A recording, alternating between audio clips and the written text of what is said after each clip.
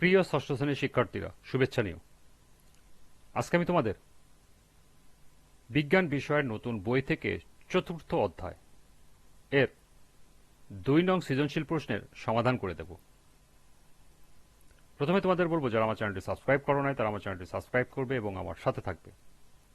তাহলে চলো আমরা ক্লাস শুরু করি। বিজ্ঞান চতুর্থ অধ্যায়, সৃজনশীল প্রশ্ন 2। আতিফ ছুটিতে গ্রামের বাড়িতে বেড়াতে যায়। একদিন সে গ্রামে ঘুরতে বেরিয়ে উদ্ভিদকাণ্ডের বিভিন্ন ধরনের বিন্যাস বিশেষভাবে লক্ষ্য করল। এদের মধ্যে কোনোটির শাখা প্রশাখা বিন্যাস মঠাকৃতি, আবার কোনোটির গম্বুজ আকৃতির। এই কাণ্ডগুলোর আকৃতি ও কাজ সম্পর্কে জানতে সে কৌতূহল হয়ে উঠে। প্রথম প্রশ্ন, মূল কাকে বলে? দ্বিতীয় প্রশ্ন, আম গাছের পাতার ধরন ব্যাখ্যা করো। তৃতীয় প্রশ্ন, আতিফের পর্যবেক্ষণকৃত অংশটি উদ্ভিদের কি কাজ ব্যাখ্যা করো। সর্বশেষ প্রশ্ন, তুমি কিভাবে আতিফের পর্যবেক্ষণকৃত কাণ্ডের শাখা প্রশাখা বিন্যাসকে আলাদা করবে, বিশ্লেষণ করো। চলো এখন আমরা এই 4টি প্রশ্নের সমাধান দেখে নিই। প্রথম প্রশ্ন ছিল মূল কাকে বলে। মূল হল উদ্ভিদের পর্বমধ্য ও অগ্রমুকুল বিহীন অংশ, যা সাধারণত মাটির নিচে অবস্থান করে। অন্যভাবে বলা যায়, উদ্ভিদের ভ্রূণমুকুল থেকে উৎপন্ন হয়ে যে অঙ্গটি মাটির নিচে বৃদ্ধি পায় তাকে মূল বলে। দ্বিতীয় প্রশ্ন ছিল আম গাছের পাতার ধরন ব্যাখ্যা করো। যখন কোনো পাতার পত্রফলকটি অখণ্ড হয় বা সেটি বিভক্ত হলেও বিভাজন রেখাগুলো মধ্য শিরাকে স্পর্শ করে না, তখন পাতাটিকে সরলপত্র বলা হয়। আম গাছের পাতা পত্রফলকটি অখণ্ডিত। এ পাতায় একটি মাত্র ফলক থাকে, তাই আম গাছের পাতা হল সরলপত্র।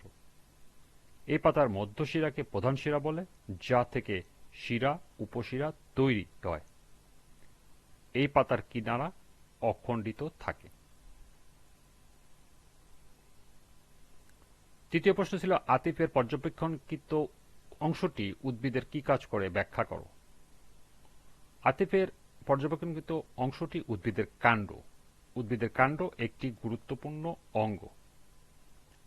উদ্ভিদের কাণ্ড হল মূলের উপরের অংশ, যা মাটি থেকে উপরে বৃদ্ধি পায়। কাণ্ড উদ্ভিদের পাতা, ফুল ও ফলকে ধারণ করে এবং উদ্ভিদকে খাড়া অবস্থায় রাখতে সাহায্য করে। কাণ্ড থেকে শাখা ও উপশাখা সৃষ্টি হয়। এর ফলে উদ্ভিদের আকৃতি নির্ধারিত হয় এবং পাতাগুলো সূর্যের আলো গ্রহণের সুবিধা পায়। কাণ্ডের জাইলেমের মাধ্যমে মূলের দ্বারা শোষিত পানি ও খনিজ লবণ শাখা প্রশাখা পাতা, ফুলে ও ফলে পরিবহন করে। পাতায় প্রস্তুত খাদ্য কাণ্ডের ফ্লোয়েমের মাধ্যমে উদ্ভিদের বিভিন্ন অংশে পরিবাহিত হয়। কিছু উদ্ভিদের কাণ্ড, যেমন আখ, আলু, খাদ্য সঞ্চিত থাকে। কচি অবস্থায় সবুজ কাণ্ড সালোকসংশ্লেষণের মাধ্যমে কিছু পরিমাণ খাদ্য প্রস্তুত করে। কিছু কাণ্ড, যেমন আলু, আদা, অঙ্গজ প্রজননে সাহায্য করে। সুতরাং বলা যায়, আতিফের পর্যবেক্ষণকৃত অংশটি উদ্ভিদের কাণ্ড, যা উদ্ভিদের গঠন, পরিবহন, খাদ্য প্রস্তুত ও সঞ্চয় সহ নানাবিধ গুরুত্বপূর্ণ কাজ সম্পাদন করে। সর্বশেষ প্রশ্ন ছিল তুমি কিভাবে আতিফের পর্যবেক্ষণকৃত কাণ্ডের শাখা প্রশাখার বিন্যাসকে আলাদা করবে, বিশ্লেষণ করো। উদ্দীপকে আতিফের পর্যবেক্ষণকৃত কাণ্ডগুলো হল সবল শাখান্বিত গম্বুজ আকৃতি এবং সবল শাখান্বিত মঠ আকৃতির। সবল শাখান্বিত গম্বুজ আকৃতি কাণ্ড তুলনামূলকভাবে খাটো হয়। এ জাতীয় কাণ্ডের শাখা প্রশাখাগুলো চারপাশে বৃদ্ধি পায়। এ জাতীয় কাণ্ডের নিচে শাখা প্রশাখাগুলো বেশ ছোট হয়। এ জাতীয় কাণ্ডের উপরের শাখা প্রশাখাগুলো বেশ বড় হয়। পার্শ্ব মুকুল থেকে নতুন শাখা সৃষ্টি হয়। উপরের দিকে গিয়ে প্রধান কাণ্ডটিকে আর শনাক্ত করা যায় না। উদ্ভিদ গম্বুজ বা ছাতার মতো আকৃতি ধারণ করে, যেমন আম, কাঁঠাল, বট ইত্যাদি।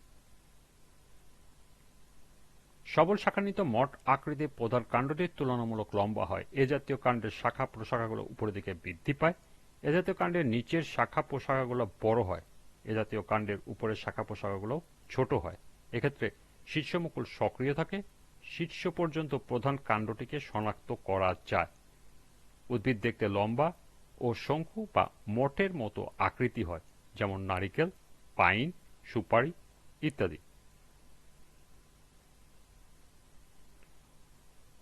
সুতরাং বলা যায় আতিফের পর্যবেক্ষণকৃত কাণ্ডের শাখা শাখার বিন্যাসকে প্রধান কাণ্ডের বৃদ্ধি, শীর্ষকুড়ির কার্যকারিতা ও সামগ্রিক আকৃতির ভিত্তিতে মঠাকৃতি ও গম্বুজ আকৃতি হিসাবে আমি আলাদা করব।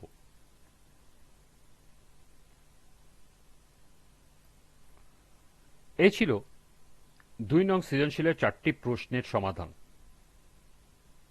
আজকের ক্লাসটি এ পর্যন্তই। পরবর্তী ক্লাসে সংক্ষিপ্ত উত্তর প্রশ্নের সমাধান করে দেব।